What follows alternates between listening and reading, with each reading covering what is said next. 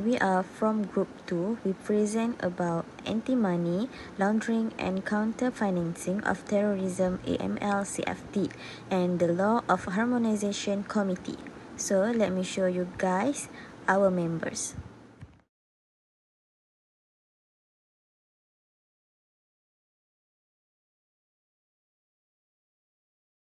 Assalamualaikum warahmatullahi wabarakatuh. My name is Nur Anisha Shazwina binti Arjunaidi. My matric number A23A2175. So what is money laundering? Money laundering is a process of converting cash, funds or property derived from criminal activities to give it a legitimate appearance. It is a process to clean dirty money in order to disguise its criminal origin.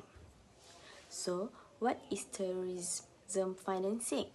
Terrorism financing is the act of providing financial support to terrorists or terrorist organizations to enable them to carry out terrorist acts or to benefit any terrorist or terrorist organizations.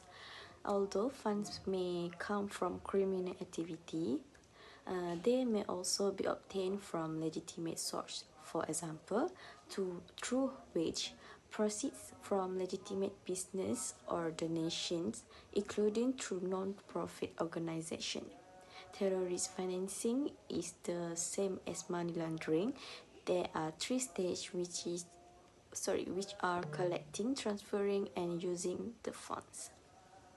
I would like to tell about how to criminal launder money. First, placement. It means move the funds away from its source, for example, deposit, currency exchange, and gambling.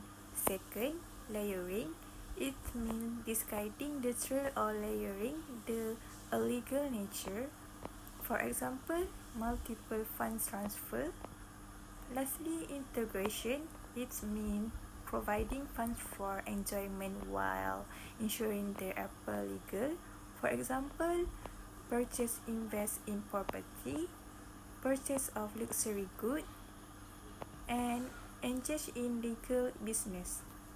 What is anti-money laundering and countering financing of terrorism AML-CFT? Definition of AML refers to measures to prevent money laundering processes, where money obtained from criminal activities is laundered to appear legitimate. The objective is to detect and stop practice in which criminal organizations to conceal the illegal origins of money. Next, definition of CFT is measures to prevent and identify the financing of groups or individuals involved in terrorist activities. The objective is to stop the flow of funds used to finance acts of terrorism. The case study. So, this is a case of banks that were abused by a criminal to launder illegal proceeds. Mr. A, the chairman of ABS30903 and a high-ranking government figure, is the only signatory on the charity's current bank account. A credit card used in Mr. A's name is used by his wife, Mrs. B, for luxuries. A law enforcement agency requested that Mr. C, a new compliance officer with anti-money laundering and counter-financing of terrorism experience, present the account statement for ABS30903. Mr. A was thus accused of criminal breach of trust, money laundering, and power abuse. Next, red flag case. First, various entities deposit large checks. Second, spending behavior does not record incomes. Next, situation risk. First, criminal penetrate illegal financial system. Second, reputational risk to the bank. How to overcome? First, effective compliance program and establish and provide training. The important and targeted counter-financing terrorists. Terrorist activity cause harm in the form of the injury, loss or die to the people affected by the attack or economic destruction. Seizing the fund, then is one of the most important steps in the fight against terrorism because they need depends on the money and fund to the operated, plan and execute their attack. An effective CTF will prevent the financial flow for the benefit of terrorists. TFS involves a mechanism to deny specific entities from the making any transaction with any person in Malaysia. First, provide or collected any property to be used by the any specific entity. Enter into the facility any transaction related to property owned or controlled by the any specific entity. Provide any financial or another related service to the any specific entity. In conclusion, effective anti-money laundering and the counter-financing of terrorism ensure are indispensable for the maintenance the integrity of financial system and ensure the global security. We'll be presenting about the Law of Harmonization Committee. It is an ongoing effort for Malaysia to strengthen its legal system and infrastructure to accommodate the growing development of Islamic finance. Therefore, the Law of Harmonization Committee has been established. Among the main objectives of the committee are to create a conducive legal system that facilitates and supports the development of the Islamic finance industry. The committee has positions such as a chairman, held by Tun Abdul Hamid Mohamad, who is a former Chief Justice of Malaysia.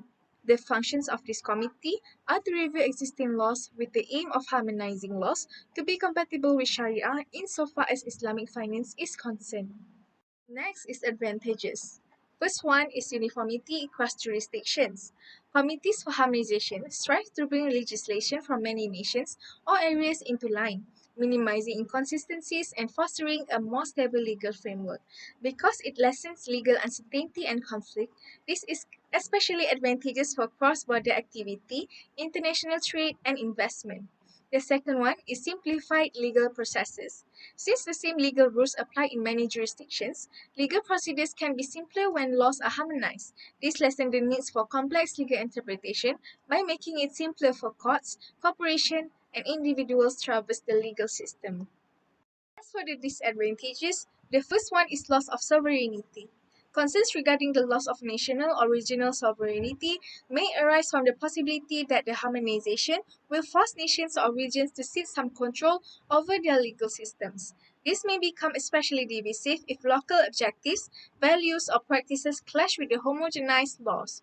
The second one is complex negotiations. Harmonization can be a difficult and drawn-out process that calls for considerable compromise and negotiation between many authorities. Watered-down laws that don't entirely satisfy the demands of all parties involved could result from this conversation. Need for policy and legislative reforms. Islamic banking faces challenge due to the lack of uniformity in the application of Sharia principles. Different countries may have different regulations and interpretations, leading to a fragmented market. Recommendations.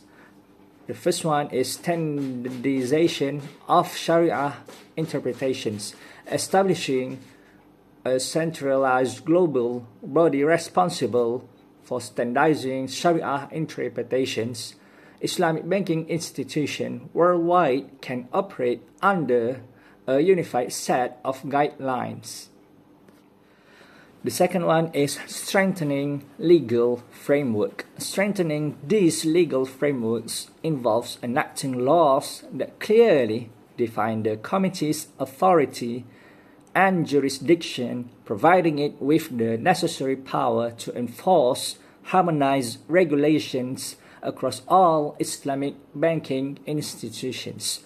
The last one and the third one is capacity building and training. The effectiveness of harmonized regulations depends heavily on the knowledge and skills of those implementing them. There is a need of comprehensive training programs aimed at regulatory officials and Sharia scholars. And the last part is for the conclusion. In this government, products in Islamic finance are not completely Islamic. In fact, the product must be Islamic in all applicable laws, whether in the documentations or the statement of disputes arising from the transaction must not contradict and be compatible with the Sharia.